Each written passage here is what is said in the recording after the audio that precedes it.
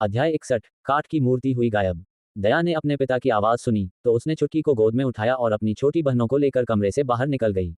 अंदर के कमरे में बड़े लोग अभी भी बिस्तर के पास खड़े होकर बातें कर रहे थे और बच्चों को बाहर निकलने के लिए बड़ी मुश्किल से रास्ता बनाना पड़ा।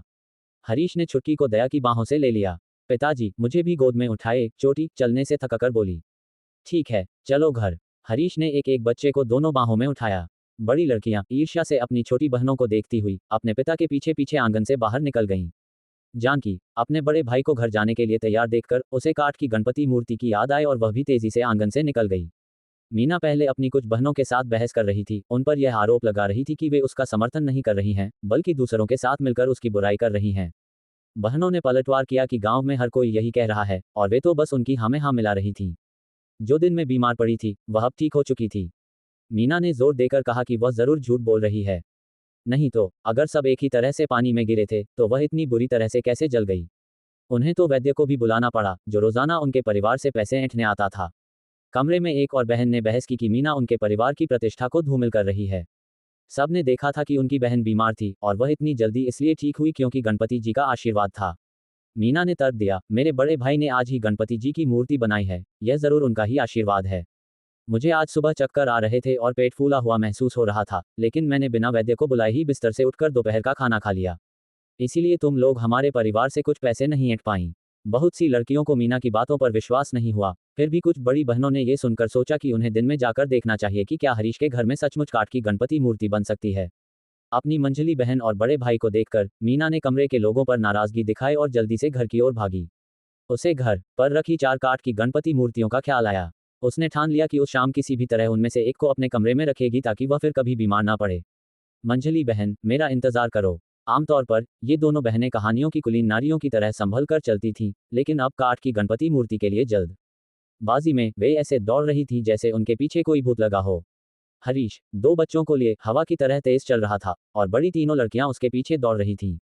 वह पहले ही समझ चुका था कि उसकी बहनें इतनी तेज इसलिए भाग रही हैं क्योंकि घर पर 4 काठ की गणपति मूर्तियां रखी हैं। उसने लापरवाही से सोचा कि दिन में बनाई गई काठ की मूर्ति को तो उनकी मां ने पहले ही बेचने का ऐलान कर दिया था, इसलिए अगर बहनें उन्हें हथिया भी लेती हैं तो मां उन्हें उनसे छीन ही लेंगी। श्रीमती कपूर की बात सुनकर उनके आसपास भीड़ लग गई, जिसमें उनकी उम्र या उससे बड़ी और कुछ छोटी औरतें भी थीं जो काठ की गणपति मूर्ति का ऑर्डर देना चाहती थीं। उन्होंने घोषणा की, 1 मिनट रुकिए, हमने अभी तय नहीं किया है कि इस काठ की मूर्ति की कितनी कीमत रखनी है। अगर यह बहुत महंगी हुई तो आप लोग शायद इसे खरीद ना पाएं, और अगर बहुत सस्ती हुई तो हम बस यूं ही काम करते रह जाएंगे। हमें पता लगाना होगा कि बाजार में दुकानें उन्हें कितने में खरीदेंगी और हम आपको उसी के आधार पर खरीद मूल्य बताएंगे।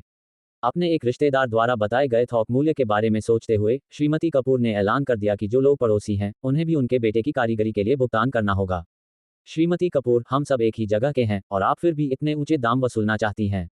ये तो बहुत लालच है। श्रीमती वर्मा इस बात से नाराज थी कि उनकी बेटी की बीमारी ने श्रीमती कपूर को कारोबार दे दिया। वह अंदर ही अंदर आग बबूला हो गईं। मुझे ऐसा करने में खुशी है। जिसे ये बहुत महंगा लगता है उसे खरीदने की जरूरत नहीं है। जो लोग बाजार से खरीदी गई गणपति मूर्ति पर विचार करेंगे उन्हें तो वे और भी महंगी मिलेंगी। श्रीमती कपूर ने पलटवार किया। श्रीमती कपूर के शब्द जमीन पर गिरने से पहले ही हिचकिचाती महिलाओं ने एक दूसरे को देखा। वे अपना सीमित पैसा छोड़ना नहीं चाहती थीं, लेकिन उन्हें यकीन हो गया था कि उनके परिवार की सुरक्षा के लिए गणपति जी का आशीर्वाद 1 या 2 समय का खाना छोड़ने के लायक था। इसलिए एक एक करके उन्होंने श्रीमती कपूर को जुबानी ऑर्डर देना शुरू कर दिया। केवल जुबानी कहने से काम नहीं चलेगा। अगर आप गंभीर हैं तो हमें बयाना दें और कुछ दिनों में वापस आएं। हमने वास्तव में अभी तक मूर्ति की कीमत तय नहीं की है। मुझे अपने बेटे से पूछना होगा कि उसकी मजदूरी कितनी है। भले ही लकड़ी सस्ती हो, मेरे बेटे की कारीगरी यकीनन कीमती है, उन्होंने कहा। ये सुनकर बाकी औरतों ने एक दूसरे को देखा। उन्हें भी लगा कि उन्हें पहले ये जांच लेना चाहिए कि क्या ये परिवार सचमुच ऐसी मूर्ति बनाने में सक्षम है। उन्होंने चुपचाप अगले दिन हरीश के घर जाकर उसकी कारीगरी देखने और यह जांचने का फैसला किया कि क्या श्रीमती कपूर बढ़ा चढ़ाकर बोल रही थी। कल सब कुछ साफ हो जाएगा। श्रीमती कपूर ने जीत की मुस्कान के साथ गर्व महसूस किया। वह इतना बहस कर चुकी थी कि उनके होंठ दुख रहे थे और मुस्कुराने में भी तकलीफ हो रही थी। श्रीमती कपूर की मुस्कान से उनके चेहरे पर झुर्रियां और ज्यादा दिखने लगी, जिससे श्रीमती वर्मा को घिन आ गई। इस बार उनकी बेटी एक और व्यक्ति से बहस हार गई और वह खुद श्रीमती कपूर से बहस हार गईं।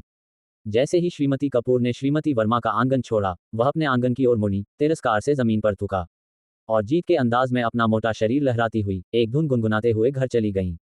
अध्याय 62 काठ की मूर्ति हुई गायब भाग 2। जैसे ही मैं अपने घर के आंगन में लौटने वाली थी, मुझे आंगन में रोशनी दिखी और अचानक मुझे 4 काठ की गणपति मूर्तियों की याद आई।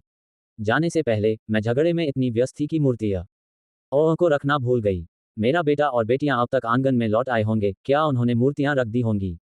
श्रीमती कपूर ने अंधेरे और अस्पष्ट सड़क की परवाह न करते हुए कुछ कदम तेजी से बढ़ाए और एक छोटे से पत्थर पर पैर रखा। कुछ कदम आगे लड़खड़ा गईं, लगभग मुंह के बल गिरने ही वाली थी, लेकिन किसी तरह खुद को संभाल लिया और फिर सावधानी से आंगन की ओर बढ़ती रहीं।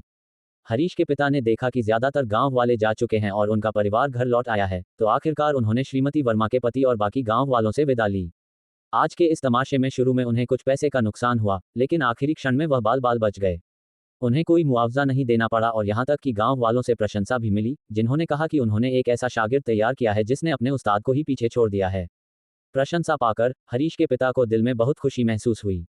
आखिरकार उनके बेटे की तारीफ उनकी ही तारीफ थी, है ना?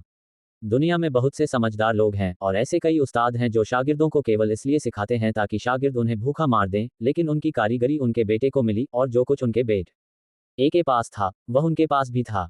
चतुर होने के कारण दंपति ने अपने बेटे को इतना आज्ञाकारी होने की शिक्षा दी थी। अपने हाथों में सिक्कों को कसकर पकड़े हुए वे खुशी से गुनगुनाते हुए घर की ओर चल दिए। टिप टिप टिप टिप टिप टिप।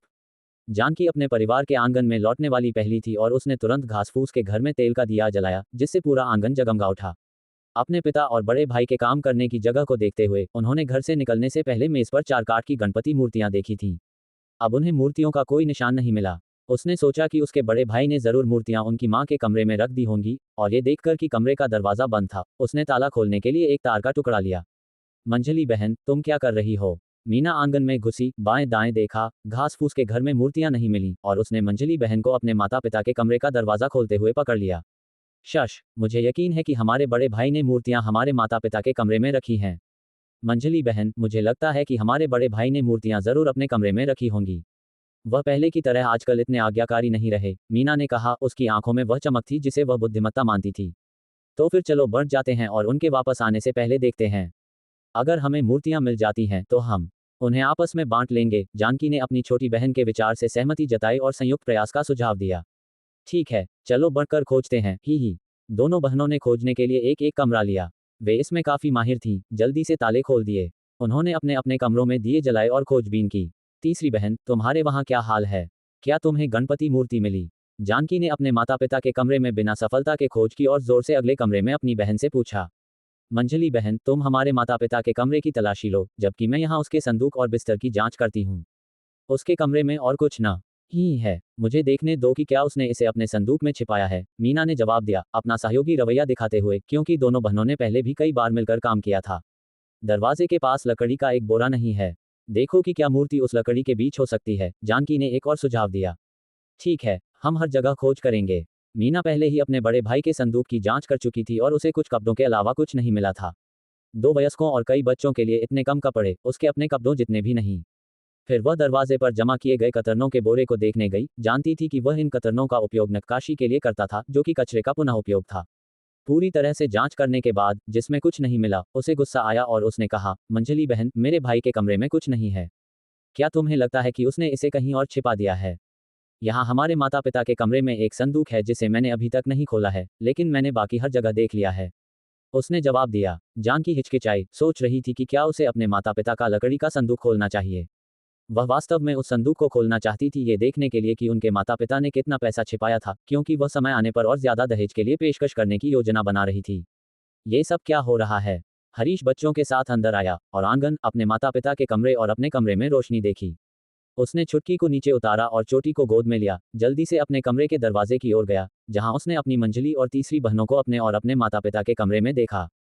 हरीश को ये जानने के लिए सोचना भी नहीं पड़ा कि वे फिर से कुछ बुरा करने की फिराक में हैं।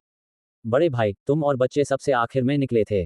तुमने काठ की गणपति मूर्ति कहाँ छिपाई? मीना को थोड़ी शर्मिंदगी महसूस हुई, लेकिन वह गणपति मूर्ति चाहती थी ताकि उसे एक अच्छा पति मिले और उसका जीवन सुरक्षित और समृद्ध हो। वह निश्चित रूप से मूर्ति को अपने कमरे में रखना चाहती थी। बड़े भाई, तुम आजकल बच्चों और अपनी पत्नी में इतने व्यस्त रहते हो, तुम पहले की तरह हमारे प्रति अच्छे नहीं रहे। जल्दी से गणपति मूर्ति निकालो। वैसे भी तुम मेरा दहेज बनाने वाले हो, तो मेरे लिए ऐसी और ज्यादा दहेज की चीजें क्यों ना बना दो। जानकी ने अपने माता पिता के कमरे से बाहर आते हुए कहा। उसे लगा कि दहेज पर काम करना उसके भाई के लिए कोई मेहनत नहीं थी और उसकी मदद करना तो उसका फर्ज ही होना चाहिए। यहाँ क्या हो रहा है? श्रीमती कपूर आंगन में आई और मेज पर गणपति मूर्तियों को न देखकर और अपनी मंझली बेटी को बंद कमरे से बाहर आते देखकर उन्हें डर लगा कि उनकी बेटी ने शायद उनके लकड़ी के संदूक से छेड़छाड़ की होगी जहां उन्होंने अपने छिपाए हुए पैसे रखे थे। माँ, बड़े भाई ने गणपति मूर्तियों को छिपा दिया है और हमारे वापस आने के बाद से हमें वे नहीं मिल रही हैं। मीना अपनी माँ के पास भागी और शिकायत की। जानकी, उस बच्चे की तरह जिसने कुछ गलत किया हो, अपनी माँ के सामने और कुछ कहने की हिम्मत नहीं कर पाए और अपने कमरे में लौट गई।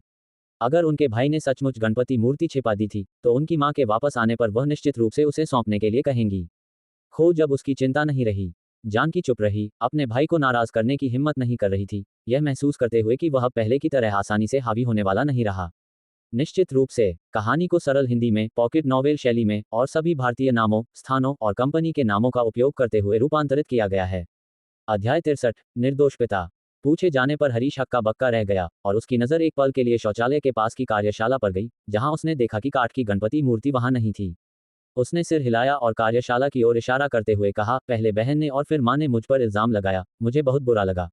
जब हम घर से निकले थे तब मूर्ति यहीं थी। मीना ने जल्दी से अपनी माँ के आगे आकर कहा, बड़े भाई झूठ बोलना बंद करो।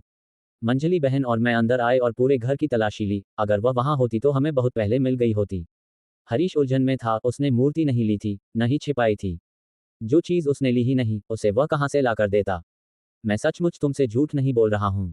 अगर तुम्हें विश्वास नहीं होता तो बच्चों से पूछ लो। जब हम गए तो मैंने आंगन का दरवाजा बंद कर दिया था। मूर्ति हमारे पास नहीं थी, छोटी बहन ने मेरे कमरे की तलाशी ली और वह वहां नहीं थी। मैं गणपति मूर्ति कहां से निकाल सकता हूं? हरीश, मुझे विश्वास नहीं हो रहा कि तुम इतने अविश्वसनीय हो गए हो, तुम अब अपनी माँ से भी झूठ बोलते हो। श्रीमती कपूर इस समय बहुत असमंजस में थी, खोई हुई चीज से निराश थी और अपने बेटे के धोखे से दुखी थी। वह पहले अपने आज्ञाकारी बेटे के सामने रोने का नाटक किया करती थी, जिससे वह बेटा समझौता कर लेता था। हरीश ने कहा, माँ, आप सचमुच अपने बेटे के साथ अन्याय कर रही हैं। क्या मैं सच में वैसा इंसान हूँ? अगर मैंने इसे छिपाया होता तो क्या मैं तुम्हें नहीं बताता? अपनी बहन की अविश्वास भरी नजरों और अपनी माँ की आंसू भरी आंखों के नीचे हरीश को बहुत ज्यादा अन्याय महसूस हुआ, उसका दिल रुक रुक कर दुख रहा था। इस बार श्रीमती कपूर सच में दुखी थीं।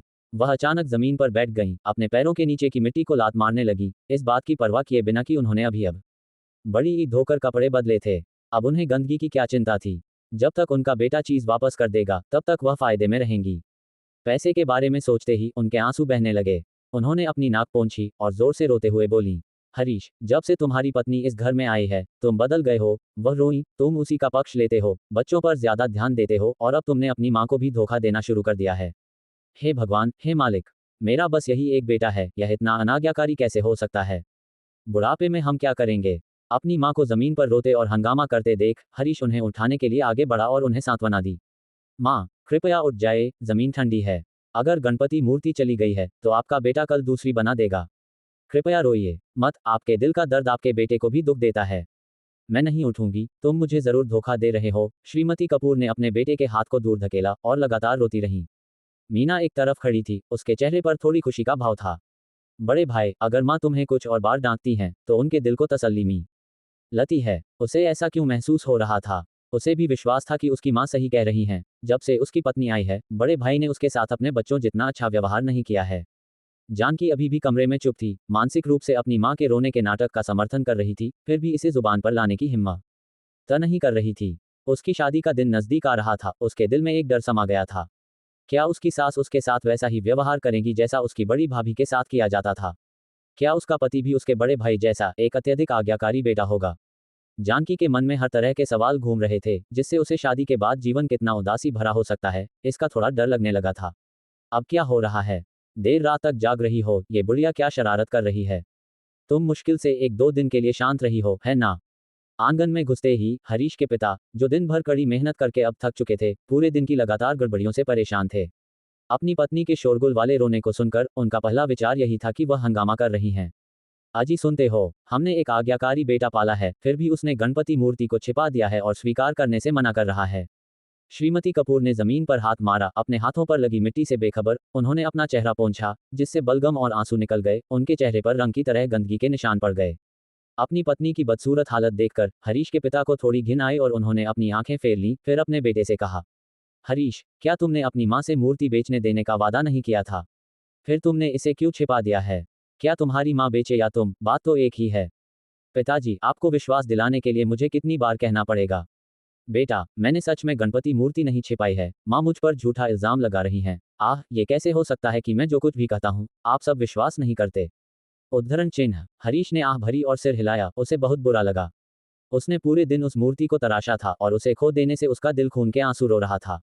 शिवांगी को दया कमरे में ले आई थी। मान्या और सान्या चोटी को अपने कमरे में ले गईं और दरवाजा बंद कर लिया। वे केवल खिड़की से देखने की हिम्मत कर रहे थे, आंगन में खड़ ए होने की नहीं, इस डर से कि उनकी दादी और बुआएं गायब हुई मूर्ति के लिए उन पर गुस्सा निकालेंगी। शिवांगी हिचकिचाई, ये तय नहीं कर पा रही थी कि लकड़ी की गुड़िया मूर्ति को बाहर निकाले या नहीं। अपने पिता पर झूठा इल्जाम लगते देख वह अपने दिल में इसे सहन नहीं कर पाई। फिर भी उसे अपनी दादी के लिए बेचने के लिए उस चीज को बाहर निकालने में अनिच्छा महसूस हुई, ये जानते हुए कि उसके पिता और उन्हें उसमें से एक पैसा भी नहीं मिलेगा, इसलिए उसने जोरदार तरीके से इसे बाहर न निकालने का फैसला किया। भविष्य में इसे छिपाना शायद और मुश्किल हो जाएगा, उसके पिता जो भी चीज बनाएंगे उस पर अब से कड़ी नजर रखी जाएगी। वह चीजों को छिपाने की अपनी खास क्षमता को भी प्रकट नहीं कर सकती थी। बहुत विचार करने के बाद उसने चुप रहने का विकल्प चुना। क्या तुम सच में हमें धोखा नहीं दे रहे हो? हरीश के पिता ने अपने बेटे को ध्यान से घूर कर देखा। ये पिता अपने ही बच्चे से धोखा नहीं खाना चाहता था। पिताजी, मैं आपको क्यों धोखा दूंगा? मैंने सच में इसे नहीं छिपाया। बेटे को भी नहीं पता कि गणपति मूर्ति कहाँ गायब हो गई है। हरीश के अपने पिता को आश्वासन देने के बावजूद श्रीमती कपूर ने उस पर विश्वास नहीं किया और लगातार अपने आंसू पोंछती रही, अभी भी रो रही थी। हरीश के पिता ने हालांकि इस बार अपने बेटे पर विश्वास करने का फैसला किया। उन्होंने उसे सिर हिलाया और कहा, चीज गायब है, तुम कल एक और तराशना। उद्धरण चिन्ह। जी, बेटा समझ गया। हरीश ने वादा किया, फिर अपनी मां को उठाने में मदद करने गया। अजी सुनते हो, वे 4 गणपति मूर्तियां थीं, आपको पता है, वे बहुत पैसे में बिक सकती थीं। श्रीमती कपूर अपने बेटे की मदद से उठते हुए थोड़ी अनिच्छा से अपने शरीर को मोड़ा, लेकिन आखिरकार अपने बेटे को उठाने दिया। बार बार क्यों कह रही हो? क्या बेटे ने यह नहीं कहा कि वह कल फिर से तराशेगा? बस नजर रखना कि कोई और उन्हें न ले जाए। अपनी हालत तो देखो, इतनी गंदी होकर बिस्तर पर जा रही हो, तुम तो सुअ के बाड़े में सो सकती हो। हरीश के पिता ने अपनी पत्नी को घूरा और फिर अपनी पीठ के पीछे हाथ रखकर अपने कमरे में वापस चले गए। ओहो, अजी सुनते हो, क्या आप मेरा अपमान कर रहे हैं क्योंकि मैं बूढ़ी हो गई हूं और बदसूरत हो गई हूं? क्या आप सच में बेटा जैसा कह रहा था रखेल रखना चाहते हैं? उद्धरण चिन्ह। अपने पति द्वारा इस तरह बोले जाने पर श्रीमती कपूर का दिल टूट गया। कोई भी महिला नहीं चाहती कि उसका पति उसे गंदी और बदसूरत कहे। अपनी मां को एक तमाशा करने के लिए तैयार देखकर हरीश परेशान होकर पहले अपने कमरे में जाकर सोने का फैसला किया। नजरों से दूर, दिल से दूर। इस क्षण उसने सोचा कि वह कितना भाग्यशाली था कि उसकी पत्नी श्रीमती लिली इतनी परेशान करने वाली नहीं थी और उसने सचमुच आभार महसूस किया। हरीश के पिता अभी कमरे में घुसे ही थे कि उन्होंने श्रीमती कपूर को उनके बारे में इस तरह बोलते हुए सुना। गुस्से से उनका चेहरा लाल हो गया और वह उसे डांटने के लिए मुड़े। क्या तुम आज रात सोना भी चाहती हो? अगर तुम सोना नहीं चाहती हो तो जाओ सुअ के बाड़े में सो। क्या मैंने तुम्हें कुछ गलत कहा? एक आईना लो और अपना चेहरा देखो, क्या सुअ तुमसे ज्यादा साफ नहीं होते? डांटे जाने पर अपमानित महसूस करते हुए श्रीमती कपूर तेजी से कमरे में भागी और अपना छोटा सा आईना पकड़ा। धुंधले तेल के दिए के नीचे उन्होंने अपना चेहरा साफ देखा। आह, क्या यह मैं हूं? मीना की शिकायत सुनने के बाद श्रीमती कपूर ने हरीश को घूरा, अपनी छोटी बेटी की बातों पर विश्वास किया और कहा, हरीश, क्या तुमने नहीं कहा था कि तुम इसे मां को बेचने के लिए दोगे? मैंने आज रात सबको बता दिया है। हर कोई कल गणपति मूर्ति देखने आने की सोच रहा है, कृपया मूर्ति सौंप दो। अध्याय 64। क्या कोई चोर है? अपने ही बदसूरत प्रतिबिंब को देखकर श्रीमती कपूर चीख पड़ी और आईना गिरा दिया। वह कमरे से बाहर भागी और एक या के साथ रसोई में झपट गईं। रसोई से पानी की आवाज गूंजने के बाद आंगन में शांति बहाल हो गई। मीना आंगन में खड़ी थी, ये देखकर कि उसके भाई का कमरा बंद था और उनके पिता ने बड़े बेटे को माफ कर दिया था। वह भारी मन से अपने कमरे में गई, अपने बिस्तर पर लेट गई और मंजली बहन से शिकायत की। मंजली बहन, ये साफ साफ बड़े भाई ने ही छिपाया है। ये बहुत घृणित है कि वह स्वीकार नहीं कर रहे। तीसरी बहन, अब रहने भी दो, क्यों नाहक हम अपने बड़े भाई को दुश्मन बनाएं? अगर वह कहते हैं कि उन्होंने नहीं लिया तो नहीं लिया और हमारे पास ये साबित करने के लिए कोई सबूत नहीं है कि उन्होंने इसे छिपाया। जानकी का दिमाग ज्यादा साफ था। अपनी छोटी बहन के विपरीत उसकी शादी होने वाली थी और उसे अपने मायके पर निर्भर रहना होगा। भविष्य में उसका मायका ही उसका समर्थन होगा, इसलिए अगर वह अपने बड़े भाई को अलग कर देगी तो किस पर निर्भर रहेगी? उनके माता पिता पहले से ही बूढ़े थे और अगर वे मदद करने में सक्षम भी होते तो क्या फायदा? तीसरी बहन इतने लापरवाह तरीके से अपने बड़े भाई को नाराज इसलिए कर सकती थी क्योंकि उसे अभी तक शादी और अपने ससुराल वालों से निपटने के डर का सामना नहीं करना पड़ा था। उसने पहले यह नहीं समझा था, लेकिन जैसे जैसे उसकी शादी का दिन नजदीक आया और उसने देखा कि उसकी माँ अपनी भाभी के साथ कैसा व्यवहार करती हैं, उसका डर और बढ़ता गया। उसने बिस्तर पर लेटकर अपनी छोटी बहन की झुंझलाहट भरी बातों को नजरअंदाज करने का विकल्प चुना। मीना ने और भी गुस्से भरे शब्दों में अपनी भड़ास निकाली, वही कुछ वाक्य दोहराती रही कि उनका बड़ा भाई अपने ही बच्चों का पक्ष लेता है और अब अपनी बहनों के लिए अच्छा नहीं है। जब उसे एहसास हुआ कि मंजली बहन ने जवाब देना बंद कर दिया है और अकेले में बकबक करना दिलचस्प नहीं था, तो वह अनिच्छा से सोने की कोशिश करने के लिए अपने बिस्तर पर लौट आई। अल्पविराम। हरीश ने बाहर के हंगामे को नजरअंदाज किया और चुप रहा। जब चीजें शांत हो गईं, तो वह तुरंत सोने नहीं गया। इसके बजाय वह बच्चों के सोने की व्यवस्था करने गया। वह उनका पिता और माँ दोनों था। बच्चों को सुलाने के बाद और तेल का दिया बुझाने वाला था कि उसे अचानक रात के बारे में कुछ अजीब याद आया। आंगन का दरवाजा बंद था। उनके घर में कई चीजें थीं जो चोरी हो सकती थीं, लेकिन और कुछ भी गायब नहीं लग रहा था। अन्य परिवारों को नहीं पता था कि वे गणपति मूर्तियां बनाते हैं, इसलिए यह असंभव था कि कोई खास तौर पर गणपति मूर्ति चोरी करने आया हो। गांव में ऐसे लोग थे जो मुर्गियां और कुत्ते चुराते थे। इन दिनों में सबसे महत्वपूर्ण चीज अनाज थी। हर घर में अभी फसल आई थी और अगर कुछ चोरी करने लायक होता तो वह अनाज होता। जब सबका ध्यान गणपति मूर्ति पर था, तब परिवार में किसी ने भी इस पहलू पर विचार नहीं किया था। जब हरीश पर झूठा इल्जाम लगाया गया था, तो उसने हर कमरे और रसोई में जहां चावल और अनाज रखते थे, उस जगह पर नजर डाली थी। वे जगहें बंद थीं और उन्हें छुआ नहीं गया था। हर कोई इतनी आसानी से ताले नहीं खोल सकता था जितना उसके परिवार के सदस्य खोल सकते थे। उसने रसोई का दरवाजा बंद होने की आवाज सुनी, एक संकेत कि उसकी मां रसोई से बाहर आ गई थी और अपने कमरे में वापस चली गई थी। अतिरिक्त सुरक्षा के लिए उसने रसोई की जांच करने का फैसला किया कि कहीं कोई अनाज तो चोरी नहीं हुआ और चोर ने दरवाजा फिर से बंद कर दिया हो। हर घर के मुख्य और कमरे के दरवाजों पर ताले बहुत साधारण थे, कोई बेहतर डिजाइन नहीं था और अधिकांश लकड़ी के दरवाजे भी वैसे ही बुनियादी बने थे। हरीश अपने कमरे से बाहर निकला, दरवाजा अपने पीछे बंद कर लिया। जैसे ही वह रसोई का दरवाजा खोलने वाला था, उसने पीछे से पैरों की आहट सुनी। इन परिचित कदमों को पहचानकर वह जानता था कि यह उसके पिता हैं। उसने रसोई का दरवाजा खोलना जारी रखा। जब तक उसने जांच नहीं कर ली, तब तक उसे चैन नहीं मिला। जबकि खोई हुई कोई भी चीज फिर से बनाई जा सकती थी। अनाज उनके अस्तित्व के लिए मौलिक था। ये सचमुच उनका जीवन रख था। हरीश, तुम अभी तक सोए क्यों नहीं? पिताजी, घर से कुछ गायब हो गया है। मैं जांच कर रहा हूं कि क्या हमारा कोई अनाज चला गया है। तुम और पिताजी एक ही तरह से सोचते हो। सच में, बाप बेटे एक जैसे। हरीश ने सिर हिलाया, रसोई का दरवाजा खोला और देखा कि जहां उसकी मां चावल और अन्य अनाज रखती थी, वे जगहें बंद थीं। उनकी अनुमति के बिना उन्हें खाना पकाने के लिए बाहर नहीं निकाला जाना था। ऐसा नहीं था कि वे इन भंडारण स्थानों को खोल न ही सकते थे, लेकिन वे श्रीमती कपूर के तरीके के आदी थे। उसने वह जगह खोली जहां भोजन रखा जाता था और पाया कि घर में भोजन चोरी नहीं हुआ था। तभी उसने उसे फिर से बंद कर दिया, राहत महसूस की। ऐसा नहीं था कि वह लापरवाह था और घर में अतिरिक्त भोजन पर ध्यान नहीं देता था। वह खाना पकाने में शामिल नहीं था, इसलिए वह श्रीमती कपूर जितना चौकस कैसे हो सकता था, जो हर दिन छोटी से छोटी अजीब चीजें भी नोटिस करती थी। ठीक है, चिंता की कोई बात नहीं, चलो वापस सो जाते हैं। हरीश के पिता का चेहरा मुस्कुराहट से भरा हुआ था। जैसा कि उस बुढ़िया ने कहा था, उनका एक दाना भी भोजन गायब नहीं हुआ था। वह अपने बेटे को मूर्खतापूर्ण तरीके से नहीं बताएंगे, लेकिन ज्योतिषी ने कहा था, स्वर्ग के रहस्य प्रकट नहीं होने चाहिए। ये हो सकता है कि कोई अमर गुप्त रूप से उनके परिवार को भोजन पहुंचा रहा हो। अपने पिता की बातें सुनकर हरीश उनके साथ रसोई से बाहर आया और अपने कमरे में लौट आया। जैसे ही वह तेल का दिया बुझाने के लिए बिस्तर के पास पहुंचा, उसने पांचों बच्चों पर नजर डाली। उसकी नजर चुटकी पर एक गहरे और सार्थक भाव के साथ टिकी। एक पल बाद उसने अपना सिर घुमाया, दिया बुझाया और बिस्तर पर लेट गया। तुरंत सो नहीं पाया। घर के बच्चों के बीच रहस्य थे और उनके पिता के रूप में उन्हें बचाना उनकी पूरी जिम्मेदारी थी। उसने परिवार में किसी से भी इसके बारे में एक शब्द नहीं कहा, चुपचाप उसे बड़े होते हुए संरक्षण दिया। इस खास बच्चे के साथ उसने अपने कंधों पर और भी ज्यादा दबाव महसूस किया, ये जानते हुए कि उसे उसके बड़े होने पर उसकी रक्षा के लिए मजबूत बनना होगा। हरीश काम करने और पैसे कमाने के लिए पहले से कहीं ज्यादा दृढ़ संकल्पित था। ये सच है कि वह धनी बनना चाहता था, लेकिन उसकी सहायता के लिए कोई नहीं था और खुद से नक्काशी करना बहुत धीमा था। उनके गांव में जो कुशल लकड़ी के कारीगर थे, वे केवल वह और उसके पिता थे।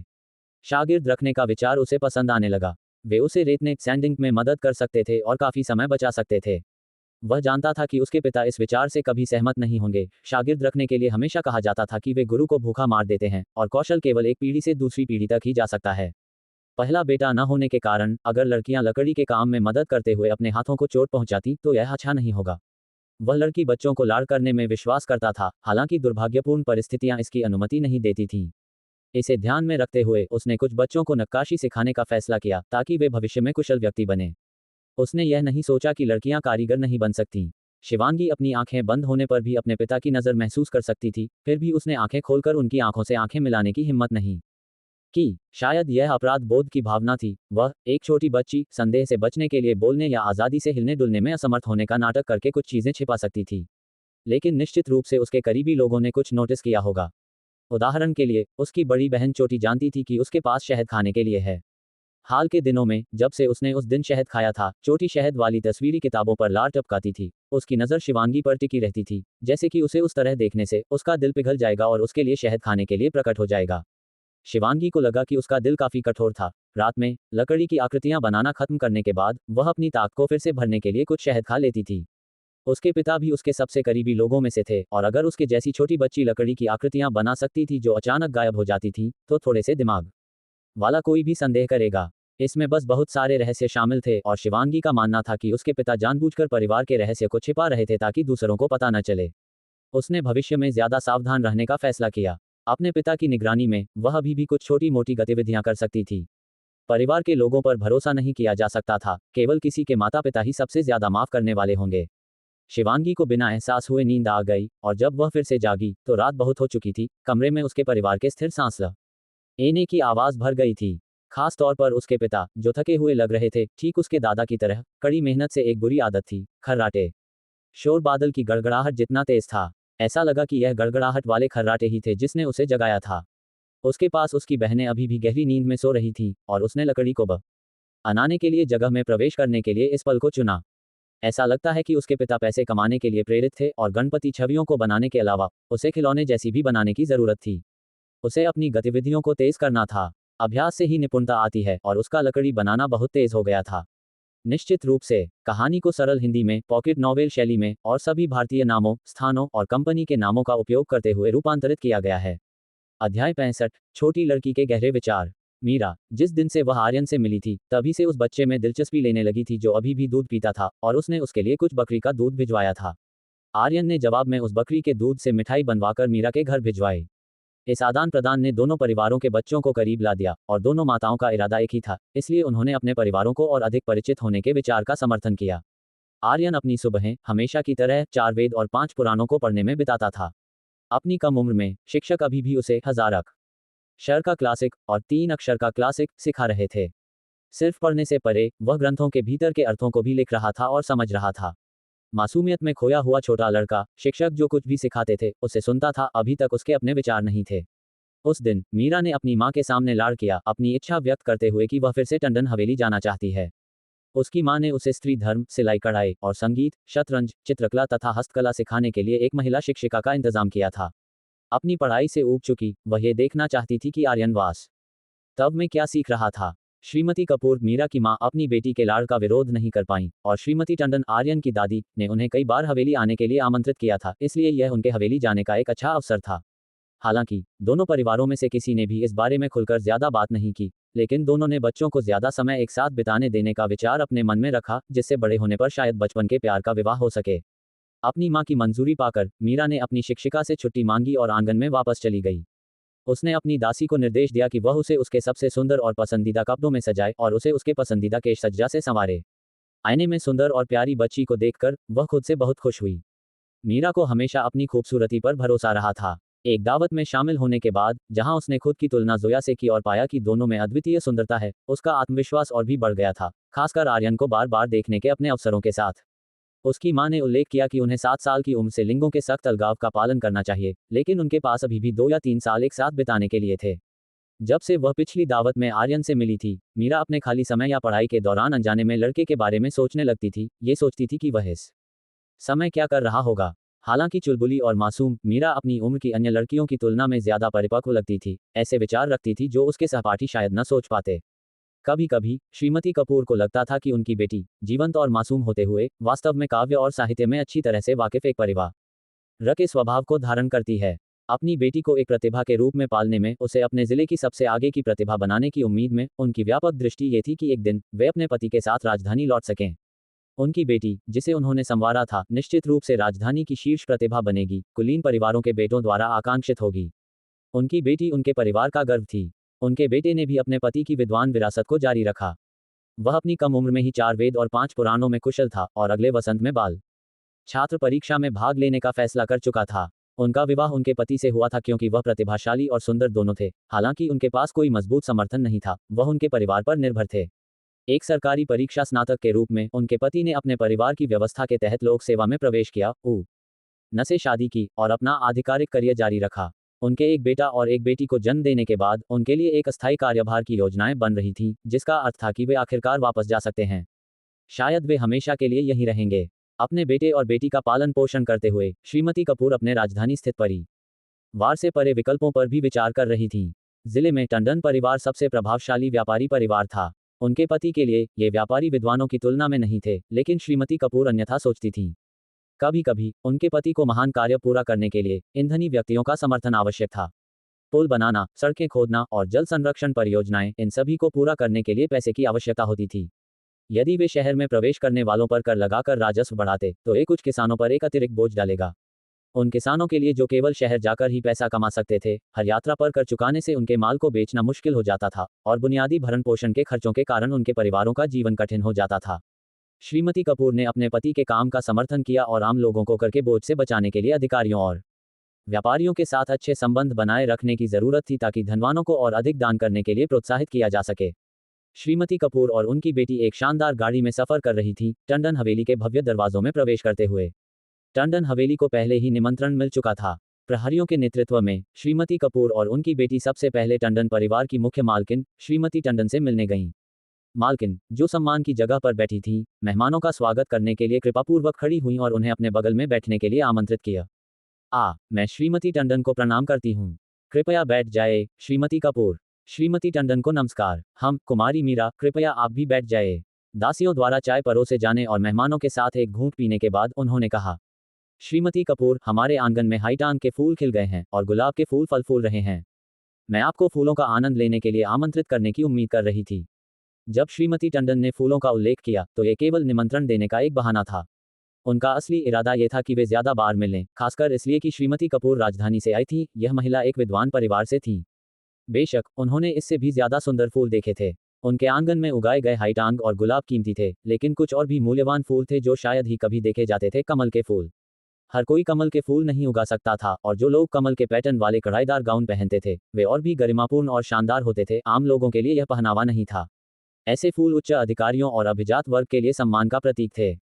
एक बार शाही व्यापारी की पत्नी के रूप में मालकिन को उत्तम कपड़ों और छोटे अदर गाउन का एक शाही उपहार मिला था। उनमें से एक कमल की कढ़ाई वाला गाउन था, जिसे उन्होंने अधिकारियों या धनी व्यापारियों की पत्नियों से मुलाकात के दौरान घर पर भी नहीं पहना था। ओह, तो चलिए चलते हैं और फूलों का आनंद लेते हैं। आइए हम सब मिलकर उनकी सराहना करें। श्रीमती कपूर समझ गईं और सुरुचिपूर्ण ढंग से सिर हिलाया। उनका पहनावा सादा लेकिन सुंदर, साधारण नहीं लगता था और सूक्ष्मता से एक अधिकारी की पत्नी की गरिमा को प्रकट करता था। श्रीमती टंडन भी भड़कीले सोने और चांदी को पहनने वाली नहीं थी। उनके सिर पर आभूषण और सहायक उपकरण परिष्कृत थे, अश्लील नहीं थे, जो एक अभिजात परिवार की महिला के लिए उपयुक्त शालीनत को उजागर करते थे। माँ, क्या मैं पहले आर्यन से मिलने जा सकती हूँ? मैं बाद में आपके और आर्यन के साथ बगीचे में मिलूंगी। मीरा, जो एक तरफ बैठी थी, अपनी माँ और मालकिन के बात करते समय एक विनम्र मुस्कान के साथ चुप रही। बहुत सौहार्दपूर्ण व्यवहार कर रही थी। उसका दिल पहले ही आर्यन के आंगन में उड़ चुका था। अगर वह अपने परिपक्व आचरण के लिए न होती तो शायद वह पहले ही शांत बैठना मुश्किल पाती और सीधे आर्यन के पास चली जाती। हम, कुमारी मीरा युवा आर्यन से मिलना चाहती हैं। किसी को आपको वहां मार्गदर्शन करने के लिए कहें और फिर बाद में मेरे पोते के साथ बगीचे में खेलने आइए, श्रीमती टंडन ने कहा, जबकि अपनी बगल में एक दासी को मीरा को रास्ता दिखाने के लिए संकेत दिया। ठीक है, मीरा खुशी से लगभग उछल पड़ी, लेकिन खुद को संयमित किया। श्रीमती कपूर की दासी टंडन हवेली की एक दासी के नेतृत्व में युवा महिला का अनुसरण करते हुए हवेली के बाहरी हिस्से में एक आंगन में गईं। यह क्षेत्र पुरुषों के निवास के लिए था, और क्योंकि आर्यन अभी भी छोटा था और उसके आसपास छात्र सहायकों की तुलना में ज्यादा दासियां और बुजुर्ग महिलाएं थीं, क्योंकि उसे अभी तक एक विद्वान शिक्षक नहीं मिला था। दासी के मार्गदर्शन में मीरा उस जगह पर पहुंची जहां आर्यन पढ़ाई कर रहा था। उसके आंगन में उसके पिता द्वारा खास तौर पर तैयार किया गया एक अध्ययन कक्ष, जिसके अंदर केवल एक शिक्षक और वह था। जैसे ही मीरा पास पहुंची, उसने दरवाजे पर एक दासी और उस दूध पिलाने वाली को देखा जो पिछली मुलाकात के दौरान आर्यन के साथ ही प्रवेश द्वार से अध्ययन कक्ष में देखते हुए वह शिक्षक, छात्र के बैठने की जगह और मेज को देख सकती थी। शिक्षक के चाय पीने की जगह और छात्र के भी ऐसा ही करने की जगह थी। कमरे में एक खिड़की थी और उसके चारों ओर विभिन्न किताबों की अलमारियां थीं, जो इसे दीवारों पर अलमारियों से भरा एक अध्ययन कक्ष बनाता था। आर्यन अपने दाहिने हाथ में एक कलम पकड़े हुए लिख रहा था। शिक्षक अपनी सीट से बैठे हुए उसे देख रहे थे। अंदरूनी हिस्सा शांत और निर्मल था। लेखक अपने काम में गहराई से लीन था। अध्याय 66, मुझसे बेहतर।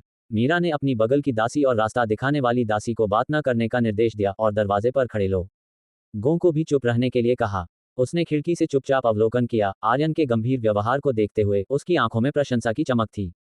किसी को नहीं पता था कि अपनी ठोड़ी पर हाथ टिकाए, अपनी नज़र इतनी परिपक्व रखते हुए, वह केवल 2 या 3 साल से ज्यादा के एक लड़के को नहीं देख रही थी, बल्कि उसे एक सुंदर आदमी के रूप में विकसित हो रहे एक युवा लड़के के रूप में देख रही थी। श्रीमती लिली दरवाजे पर खड़ी थी, युवा मालिक को पढ़ते समय परेशान नहीं कर रही थी, फिर भी जब भी उसे जरूरत होती, चाय डालने या स्याही घिसने के लिए तैयार थी। उनके बगल की दासी दम से खड़ी थी, उसे जितना कम करना पड़े उतना बेहतर। श्रीमती लिली के आसपास होने के कारण, हालांकि ईर्ष्यालु, वह काफी आरामदायक महसूस कर रही थी। जो शिक्षक पढ़ा रहे थे, उन्होंने निश्चित रूप से बाहर के लोगों को नोटिस किया था। उन्होंने शुरू में उन्हें भान सिकोड़ कर देखा, लेकिन चूंकि वे परेशान करने नहीं आए थे, इसलिए उन्होंने छात्रों का ध्यान भी भंग नहीं किया। आर्यन ने कागज का एक पन्ना लिखा और निरीक्षण के लिए शिक्षक को सौंपते हुए कहा, शिक्षक, आर्यन ने आपके द्वारा दिए गए गृहकार्य को पूरा कर लिया है। क्या आप देख सकते हैं कि मेरी लिखावट में सुधार हुआ है? उद्धरण चिन्ह। शिक्षक ने पद्धतिपूर्वक छात्र के हाथ से लिखावट से भरा पन्ना लिया और उसे देखा। उन्होंने सिर हिलाया और कहा, थोड़ा सुधार हुआ है, लेकिन सुधार की अभी भी गुंजाइश है। तुम्हारी लिखने वाले हाथ में ताकत की कमी है। मैं तुम्हारे लिए और गृहकार्य दूंगा। इस अक्षर मॉडल के साथ अभ्यास करो और इसकी शैली सीखो। जी, धन्यवाद, शिक्षक। शिक्षक ने एक कलम उठाए और एक और खाली पन्ना लिया। इस खाली पन्ने पर उन्होंने छात्र को सीखने के लिए कुछ अक्षर लिखे, फिर आर्यन से कहा, आज के लिए मैंने जो गृहकार्य व्यवस्थित किया है, उसमें मेरे द्वारा छोड़े गए अक्षर मॉडल का अध्ययन शामिल है। मैं कल तुम्हारी प्रगति की जांच करने आऊंगा। तुम्हारे पास आधे घंटे का अवकाश है और दोपहर में तुम्हें मार्शल आर्ट्स का अध्ययन जारी रखना होगा। शिक्षक के बोल चुकने के बाद आर्यन अभी भी हैरान दिख रहा था और उसने शिक्षक से कहा, शिक्षक, क्या आपको कहीं और जाना है? आज कक्षाएं आधा घंटा पहले क्यों खत्म हो रही हैं? मीरा खिड़की से देखते हुए खिलखिला उठी जब उसने आर्यन को अभी भी मासूमियत से शिक्षक को देखते हुए देखा। आर्यन ने एक लड़की की हंसी सुनी, जो कुछ परिचित लग रही थी। उसने खिड़की की दिशा में देखा और फिर समझा कि शिक्षक ने उसे आधा घंटा पहले अवकाश क्यों दिया था। उसके परिवार में कोई मेहमान आया था। शिक्षक ने कहा, तुम्हारे परिवार में एक युवा मेहमान है। मैं आज दोपहर को तुम्हें मार्शल आर्ट्स सिखाने वापस आऊंगा। शिक्षक ने छात्र द्वारा और कुछ भी कहने की अनदेखी की, अपनी दाढ़ी को छुआ और अध्ययन कक्ष से चले गए। आर्यन तुरंत बाहर नहीं भागा। उसने पहले शिक्षक द्वारा लिखे गए अक्षरों के पन्ने को रखा। भले ही मेहमान थे, फिर भी उसने शिक्षक द्वारा छोड़े गए गृहकार्य का अभ्यास करने का इरादा किया। शिक्षक ने अभी अभी उल्लेख किया था कि वह अगले दिन इसकी जांच करेंगे, और हालांकि वह छोटा था और खेलना चाहता था, फिर भी उसे अपने पिता के शब्द याद थे कि एक आदमी होने के नाते किसी को साधारण नहीं होना चाहिए। चूंकि वह सीख रहा था, उसे अच्छी तरह से सीखना चाहिए और हर चीज में प्रयास करना चाहिए। मीरा ने देखा कि शिक्षक चले गए, फिर स्वाभाविक रूप से उस अध्ययन कक्ष में प्रवेश किया जहां आर्यन पढ़ाई कर रहा था। किताबों की अलमारियों के बगल में चली गई और किताबों की पंक्तियों को देखा। लड़के की पढ़ाई उसकी पढ़ाई से अलग थी। आर्यन, उसके बड़े भाई की तरह, सरकारी परीक्षाओं की ओर लक्ष्य रखते हुए विभिन्न शैक्षिकी गतिविधियों को प्राप्त कर रहा था। उसे लगा कि आर्यन इन अलमारियों में सभी किताबें नहीं समझ पाएगा, शायद कई अक्षरों को भी नहीं पहचान पाएगा। फिर भी वयस्कों ने अध्ययन कक्ष में इतनी सारी किताबें व्यवस्थित की थीं। यह एक प्रमुख परिवार की अपनी संतानों के लिए महान अपेक्षाओं का प्रतिनिधित्व करता था। विरासत वास्तव में मजबूत थी। उसके बड़े भाई के अध्ययन कक्ष में किताबों की संख्या से भी ज्यादा। उसे एक विचार आया और उसने अगली बार अपने बड़े भाई को यहाँ लाने का फैसला किया। जब उसका भाई अकादमी से आराम कर रहा होगा, तो वे आर्यन के अध्ययन कक्ष का दौरा करने के लिए एक साथ आएंगे। आमतौर पर उसका बड़ा भाई इतना घमंडी होता था, अपने किराए के कमरे में अनगिनत किताबों के बारे में डींग मारता था, अपनी पढ़ाई में व्यस्त रहता था और उस पर कोई ध्यान नहीं देता था। वह कहता था कि वह केवल एक महिला है जो स्त्री धर्म सीख रही है, और उसकी शिक्षिका ने उसे केवल कविता लिखना सिखाया और उसकी पढ़ाई की प्रशंसा की जैसे कि वह कुशल थी, भले ही यह सार के बिना केवल एक दिखावा था। आर्यन, क्या तुम यहाँ की किताबें समझ सकते हो? ये सब अकादमी में पढ़ी जाने वाली विभिन्न किताबें हैं, है ना? और इतनी सारी प्राचीन ग्रंथ हैं, क्या तुम उन अक्षरों को पहचानते हो? आर्यन ने शिक्षक का सामान रख दिया था और एक कलम पकड़े हुए एक समय में एक अक्षर लिखना सीख रहा था, बिना मुड़े मीरा को देखे। उसे एक लड़की के उसके साथ खेलने आने पर कोई उत्साह महसूस नहीं हुआ। अगर उसके भाई होते, तो वे एक साथ मार्शल आर्ट्स का अभ्यास कर सकते थे, लेकिन जहां तक लड़कियों की बात है, वह नहीं चाहता था। मीरा, मैं निश्चित रूप से अभी उन ग्रंथों को नहीं पहचानता हूं, लेकिन मैं उन्हें धीरे धीरे सीखूंगा। अविचलित ध्यान केंद्रित करने की जरूरत है, इसलिए अगर तुम मुझे खेलने के लिए बाहर पूछ रही हो, तो इसकी कोई जरूरत नहीं है। मीरा, आर्यन के इनकार को सुनकर, उसकी पीठ पर आंखें घुमाईं। जिस छोटे लड़के को वह पसंद करती थी, वह वास्तव में इतना अभावनीय किताबी कीड़ा था। ये किताबी कीड़ा जितना ज्यादा उसकी तरफ उदासीन लग रहा था, उतना ही वह इस लड़के का दिल जीतना चाहती थी। क्या वह लिखने और पढ़ने की क्षमताओं पर केंद्रित नहीं था? तो चलो बस एक साथ कुछ मजा करते हैं, मीरा ने गर्व से सोचा जैसे ही वह आर्यन के बगल में खड़ी हुई, उसे लिखते हुए देखती रही। आर्यन को हर अक्षर को ध्यान से लिखते हुए देखकर, वह उसके बगल में खड़ी होकर उसे परेशान नहीं किया। आर्यन, ठीक तुम्हारे शिक्षक की तरह, तुम अभी भी बहुत कमजोर हो। तुम मुझ जैसी लड़की से भी ज्यादा कमजोर हो, ही। उद्धरण चिन्ह। मीरा के जांचने वाले शब्दों ने आर्यन को, जो शुरू में उसे अनदेखा कर रहा था, ऐसी आलोचना को अनदेखा करने में असमर्थ बना दिया। उसने अपनी लिखावट रोक दी, उसका हाथ हवा में मंडरा रहा था, और अविश्वास की नजर से वह मीरा की ओर मुड़ा और कहा, मीरा, तुम मेरे जैसी ही एक लड़की हो। जितना तुम सक्षम हो, उससे ज्यादा होने का दिखावा मत करो। लड़कों और लड़कियों की शिक्षा अलग होती है। मुझे विश्वास नहीं है कि तुम्हारे माता पिता तुम्हें एक लड़के के समान तरीके से शिक्षित करेंगे। डींगे मत मारो। मीरा ने दम से मुस्कुराते हुए उसे जवाब दिया, मुझ पर विश्वास नहीं तो मुझे कलम दो और मैं तुम्हें मेरी लिखावट की गुणवत्ता देखने के लिए कुछ अक्षर लिखूंगी, नहीं तो लड़कियों के प्रति तुम्हारा घमंडी दृष्टिकोण वास्तव में परेशान करने वाला है। ये लो, तुम्हें लिखने देता हूँ, देखते हैं कि क्या तुम कुछ शानदार उत्पन्न कर सकती हो। आर्यन ने गर्व की नजर से कलम मीरा को सौंप दी, उसे संदेह से देखते हुए, घमंड से अपनी छाती फुलाते हुए। उसका व्यवहार गर्वित फिर भी शरारती था। ठीक है, ये देवी तुम्हें दिखाएगी कि अच्छी लिखावट क्या है, नहीं तो तुम कहते रहते हो कि पुरुष महिलाओं से ज्यादा मजबूत हैं। मैं तुम्हें इच्छा से स्वीकार करवाऊंगी। मीरा ने गर्व से बात की, हाथ में कलम ली और छात्र की लिखावट में लिखना शुरू कर दिया। आर्यन जितना ज्यादा देखता गया, उतना ही वह हैरान होता गया। मीरा ने जो पहला झटका लिखा था, उससे ये साफ था कि उसका कौशल उसके अपने कौशल से बेहतर था। जिस हाथ ने लिखा था, वह उसके हाथ से ज्यादा चपल था। ऐसे अक्षर बना रहा था जो, हालांकि शिक्षक के अक्षरों से थोड़े हीन थे, फिर भी उसकी प्रभावशाली नकल को स्पष्ट रूप से दिखाते थे। एकमात्र अंतर यह था कि एक लड़की की लिखावट की तकनीक एक लड़के की लिखावट से अलग थी, जिसमें मजबूत शक्ति की थोड़ी कमी थी। मीरा को देखते हुए, जो लगभग उसकी अपनी उम्र की थी, फिर भी इतनी उत्कृष्ट लिखावट उत्पन्न करने में सक्षम थी, उस क्षण आर्यन खुद की उसकी प्रशंसा करने में मदद नहीं कर सका। लड़कियों में भी ऐसी मजबूत सीखने की क्षमताएं हो सकती थीं। कोई आश्चर्य नहीं कि उसने सुना था कि अतीत में मीरा के पिता एक विद्वान थे और उसका बड़ा भाई अकादमी में काफी प्रसिद्ध था। ये सब बातें उसके पिता ने उसे बताई थीं, लेकिन वह उस समय उन पर विश्वास करने में अनिच्छुक रहा था। क्या सोचते हो? यकीन हुआ। चलो बगीचे में खेलने चलें। मेरी माँ और मालकिन वहाँ फूलों का आनंद ले रही हैं। ये देवी खास तौर पर तुम्हें शामिल होने के लिए आमंत्रित करने आई है। मीरा ने आर्यन के हाव भाव को देखा, और भी ज्यादा गर्वित और दंभी होकर उसने उसे अंगूठा दिखाया। निश्चित रूप से, कहानी को सरल हिंदी में, पॉकेट नॉवेल शैली में, और सभी भारतीय नामों, स्थानों और कंपनी के नामों का उपयोग करते हुए रूपांतरित किया गया है। अध्याय 67, विकास की योजना। आर्यन ने कहा, शिक्षक ने मुझे गृहकार्य दिया है, इसलिए मुझे ज्यादा अभ्यास करना चाहिए। तुम पहले खेलने जाओ। हालांकि आर्यन ने मीरा की बात मानी, लेकिन उसने अपना अभ्यास नहीं छोड़ा। चूंकि उसका कौशलहीन था, वह जानता था कि उसे अपने प्रयासों को दोगुना करना होगा। आह आर्यन, क्या तुम अपनी लिखावट जारी रखने से पहले मेरे साथ थोड़ी देर खेल नहीं सकते? तुम हमेशा लिखते रहते हो, क्या तुम्हें ऊब नहीं होती? मीरा ने सुना कि आर्यन ने उसके आग्रह पर लिखावट में अपनी हार स्वीकार कर ली, फिर भी लिखना जारी रखा। वह यहाँ सिर्फ आर्यन का साथ देने नहीं आई थी। हालांकि आर्यन फीका नहीं दिखता था, लेकिन वह इतना जिद्दी क्यों था? मीरा, शिक्षक ने गृहकार्य दिया है और मुझे इसे पूरा करना होगा। साथ ही, मेरी लिखने का समय सीमित है, मुझे दोपहर में भी अभ्यास करना है। मैं खेलने आई हूँ, और तुम्हारी दोपहर में छुट्टी नहीं है। नहीं, तुम्हें अवकाश लेना होगा। क्या शाम को अभ्यास करने का समय नहीं होगा? मीरा ने और ज्यादा शरीर को मोड़ा, मुंह फुलाया और जमीन पर पैर पटका। मीरा, तुम मेरे घर में एक मेहमान हो, तुम यहाँ खेल सकती हो। तुम एक लड़की हो, तुम्हें हमारे परिवार की लड़कियों के साथ खेलना चाहिए। साथ ही, मैं एक लड़का हूँ और मुझे लड़कियों के साथ खेलना पसंद नहीं है। आर्यन ने सिर उठाए बिना लिखना जारी रखा। मीरा को अत्यधिक मनमानी और अहंकारी पाया। उसकी प्रतिभा निर्विवाद थी, लेकिन उसका गर्व उसे पसंद नहीं था। आर्यन, मुझे तुम्हारे परिवार की बहनों के साथ खेलना पसंद नहीं है। मैं तुम्हारे साथ खेलना चाहती हूँ। तुम बगीचे में नहीं जा रहे हो, है ना? मीरा, आर्यन के आज्ञा न मानने वाले हाव भाव पर क्रोधित हो गई। उसकी आवाज में आदेश का एक संकेत था, जो एक ऐसी युवा महिला के लिए उपयुक्त था जिसे अपनी बात मनवाने की आदत थी। हाँ, मुझे वे फूल पसंद नहीं है। मैं बगीचे में क्या करूँगा? ये केवल लड़कियों को ही फूल पसंद होते हैं। मैं लिखना चाहता हूँ, तुम जहाँ चाहो वहाँ खेल सकती हो। आर्यन जितना ज्यादा बोलता गया, उतना ही परेशान महसूस करने लगा, ये सोचकर कि मीरा उसे क्यों तंग करती रही। आर्यन, ठीक है, मैं तुमसे हार नहीं मानूंगी। हम देखेंगे। मीरा ने गुस्से से फुसफुसाया और बाहर चली गई, ये सोचकर कि आर्यन माफी मांगने के लिए उसके पीछे दौड़ेगा। लेकिन उसे आश्चर्य हुआ, बार बार पीछे मुड़कर देखने पर उसने केवल यही देखा कि आर्यन ध्यान से लिखना जारी रखे हुए था, अपनी कलम को बिल्कुल भी नहीं खा रहा था। वह गुस्से से बगीचे से बाहर निकली। उसकी दासी और मार्गदर्शन करने वाली दासी उसके कदमों का अनुसरण कर रही थी।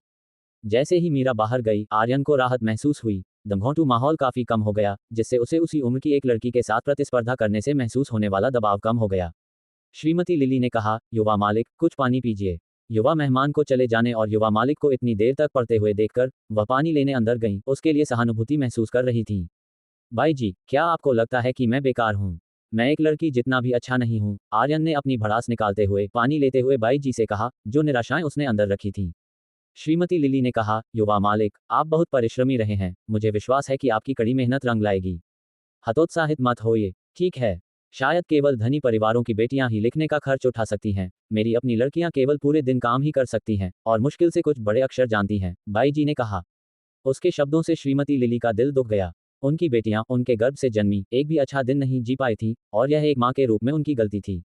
वह एक आंसू पोंछे बिना नहीं रह सकी, ये सोचकर कि वह घर पर नहीं होती हैं, उस दौरान इस व्यस्त कृषि मौसम में उनकी बेटियां कैसे गुजारा कर रही होंगी। बाई जी, कृपया रोइए मत। अगली बार जब आप घर जाने के लिए जाएंगी, तो क्या आप मुझे अपने साथ ले जाएंगी? मैं इन बहनों से मिलना चाहूंगा, आर्यन ने विचारपूर्वक बात की। उसके उत्सुक हाव भाव ने श्रीमती लिली के आंसू रोक दिए और उन्होंने अपनी आंखें पोंछीं और एक कमजोर मुस्कान के साथ बोली, युवा मालिक, मुझे नहीं पता कि क्या मैं अगली बार घर जा पाऊंगी, और अगर मैं जा भी पाई, तो युवा मालिक साथ आ सकते हैं या नहीं, ये बाई जी तय नहीं कर सकती हैं। ये सब युवा मालिक के बुजुर्गों की मंजूरी पर निर्भर करता है। इसके अलावा हमारे देहात में देखने लायक कुछ नहीं है, ये युवा मालिक के बगीचे जितना सुंदर या युवा मालिक के परिवार जितना धनी नहीं है। सच में देखने लायक कुछ नहीं है। आर्यन ने बाई जी की बातें सुनकर सिर हिलाया, लेकिन उसने उस विषय को जारी नहीं रखा और लिखना जारी रखने के लिए अपनी कलम उठा ली। श्रीमती लिली, ये देखकर कि युवा मालिक ने बात करना बंद कर दिया था, चुपचाप दरवाजे पर खड़ी होने के लिए बाहर चली गईं। श्रीमती लिली ने युवा मालिक के साथ जो बातचीत की थी, उसे दरवाजे पर खड़ी एक अन्य दासी ने साफ तौर पर सुन लिया था। उसने मुंह फुलाया और सोचा कि श्रीमती लिली ने युवा मालिक को खाने के लिए किस तरह का जादू दिया है, क्योंकि वह हमेशा उससे इतना चिपका रहता था। वह उस जर्जर और गरीब गांव तक उसके पीछे पीछे जाना भी चाहता था। चुपके से उसने अपने दिल में गुनगुनाया, इस बात पर आश्वस्त थी कि युवा मालकिन और मालकिन निश्चित रूप से युवा मालिक को इतनी गंदी और टूटी फूटी जगह पर जाने की मंजूरी नहीं देंगी। उसे युवा मालकिन को बताना होगा। श्रीमती लिली फिर से युवा मालिक को अपने घर जाने के लिए उकसा रही थी। जैसे ही श्रीमती लिली दरवाजे पर खड़ी होने के लिए बाहर आई, दासी ने चोरी छिपे उसे घूरा और फिर चुपचाप चली गई, युवा मालकिन के आंगन की ओर बढ़ गई। जब दासी युवा मालकिन के आंगन में पहुंची, तो वह जूही से मिली और उसने उसे वह सब कुछ बताया जो वह जानती थी, कुछ हिस्सों को बढ़ा चढ़ाकर बताया। जूही युवा मालकिन के कमरे में गई। इन दिनों युवा मालकिन का शरीर भारी होता जा रहा था। बाहर थोड़ी देर टहलने के अलावा वह अपना बाकी समय या तो बिस्तर पर बैठकर या लेटकर बिताती थीं। जूही ने दासी क्षुधी ने जो कुछ कहा था, वह युवा मालकिन को बताया। युवा मालकिन ने सुना और क्रोधित हो गईं। उनका बेटा मेहमानों द्वारा आमंत्रित किए जाने पर नहीं गया, फिर भी वह श्रीमती लिली के टूटे फूटे और गरीब घर जाने की बात कर रहा था। वह बिल्कुल नहीं चाहती थी कि उनके बेटे का दिल श्रीमती लिली के कारण डगमगाए। युवा मालकिन को बढ़ती हुई चिड़चिड़ाहट महसूस हुई, शायद गर्भावस्था उनके मूड को अवसादग्रस्त बना रही थी, शारीरिक भारीपन उनके असुविधा को बढ़ा रहा था। वह छोटी छोटी बातों पर जल्दी क्रोधित हो जाती थीं और झुंझलाहट से हुरहुर करती थीं। उन्होंने जूही से कहा, युवा मालिक को बगीचे में ले जाओ। हमारे परिवार का लड़का ऐसी गरीब लड़कियों के साथ कैसे घुल मिल सकता है? उसे कुमारी जैसी महिलाओं के साथ मेल जोल रखना चाहिए। जूही ने युवा मालकिन की बातों पर सिर हिलाया, एक और दासी को युवा मालकिन पर नजर रखने के लिए कहा और राजकुमारी के आंगन की ओर बढ़ गई। मीरा मुंह फुलाते हुए बगीचे में आई, लेकिन तुरंत अपनी मां से मालकिन के बारे में शिकायत नहीं की। श्रीमती कपूर ने कहा, मेरी प्यारी, क्या बात है? तुम्हें किसने परेशान किया? श्रीमती कपूर ने देखा कि उनकी बेटी टंडन परिवार के युवा पोते को आमंत्रित करना चाहती थी, लेकिन उसे यहां नहीं ला सकी और अपनी बेटी के हाव भाव से वह निश्चित रूप से रूठी हुई थी। माँ, आपकी बेटी नहीं है, उसने जवाब दिया। मालकिन ने भी माँ और बेटी के बीच की बातचीत देखी, ये देखते हुए कि उनके पोते ने युवा मेहमान के आने पर भी अपनी पढ़ाई की उपेक्षा नहीं की थी। वह हमेशा से मानती थी कि लड़के और लड़कियां अलग होते हैं। यह उनका सबसे बड़ा पोता था और अगली पीढ़ी को प्रशिक्षित करना बहुत महत्वपूर्ण था। यहाँ आओ, छोटी लड़की, आओ हम सब मिलकर फूलों का आनंद लें। मेरा जिद्दी पोता फूलों को पसंद नहीं करता है और उसमें ऐसी सभ्य रुचि की कमी है। हम उसे अनदेखा करेंगे। मीरा, मालकिन की बातें सुनने के बाद केवल सिर हिला सकी। अध्ययन कक्ष में न रुकने पर उसे थोड़ा पछतावा हुआ। आखिरकार वह फूल देखने के लिए टंडन हवेली नहीं आई थी। उसके पालन पोषण की योजनाओं के लिए स्पष्ट रूप से इन प्राचीन किताबी लोगों के आसपास अधिक धैर्य की आवश्यकता थी। मीरा का इतना छोटा होना, फिर भी इतना अच्छा लिखना और इतना गर्वित होना बिना किसी कारण के नहीं था। वह एक अन्य समय और स्थान से आई हुई कायापलट करने वाली थी, एक ऐसी संस्कृति से उत्पन्न हुई जो इस संस्कृति के समान थी, फिर भी एक अलग इतिहास के साथ। अध्याय 68, तितलियां पकड़ना। मीरा एक समय में राष्ट्रीय अध्ययन की उत्साही थी। उसके हाथ की सुलेख अच्छी थी और उसने ऐतिहासिक चीनी चित्रकला का अध्ययन किया था, फिर भी उसने कभी नहीं सोचा था कि अपने बुढ़ापे और मृत्यु के बाद वह श्रीमती कपूर की नवजात शिशु में कायापलट कर जाएगी। छोटी उम्र से उसने अपनी बुद्धिमत्ता नहीं छिपाई और बहुत अहंकारी और गर्वित थी। वास्तव में वह अपने साथियों के बीच अद्वितीय थी और अपने परिवार से ज्यादा स्नेह प्राप्त करती थी। मीरा अपनी माँ और मालकिन के साथ बगीचे के मंडप में थी, चाय पी रही थी। वयस्कों की बातचीत सुनकर उसे ऊब महसूस हुई और वह आर्यन को ढूंढ करने पर विचार कर रही थी जब उसने उसे बगीचे में आते देखा, जिसके साथ बाईजी और कई दासियां थीं। वह हैरान हुई और उसे अभिवादन करने के लिए बाहर जाना चाहती थी, लेकिन फिर उसे याद आया कि आर्यन ने कभी भी उसके निमंत्रणों को स्वीकार नहीं किया था और अब वह अपनी इच्छा से आया था। उसने सोचा कि वह बहुत घृणित है और रूठ थकर उसे न देखने का फैसला किया। आर्यन के चेहरे पर एक अधैर्य का भाव था। वह अपनी सुलेख का अभ्यास कर रहा था जब उसकी मां के बगल की एक दासी ने कहा कि यह उसकी मां का आदेश था कि वह बगीचे में जाकर मीरा के साथ खेले। उसने गहरी भान सिकोड़ी और अनिच्छा से कहा, जूही, वापस जाओ और मेरी मां को सूचित करो कि आर्यन सुलेख का अभ्यास कर रहा है, मेरे शिक्षक द्वारा दिया गया गृह कार्य कर रहा है। जहां तक युवा मेहमान का मनोरंजन करने की बात है, घर की कुछ अन्य महिलाओं को उसके साथ रहने के लिए कहना सबसे अच्छा होगा। जूही, आर्यन जो कहेगा उससे अच्छी तरह वाकिफ थी और अभी भी कार्य पूरा करने की जरूरत थी, केवल उसके कान में फुसफुसा सकती थी। युवा मालिक, युवा मेहमान ने खास तौर पर आपका नाम लिया है।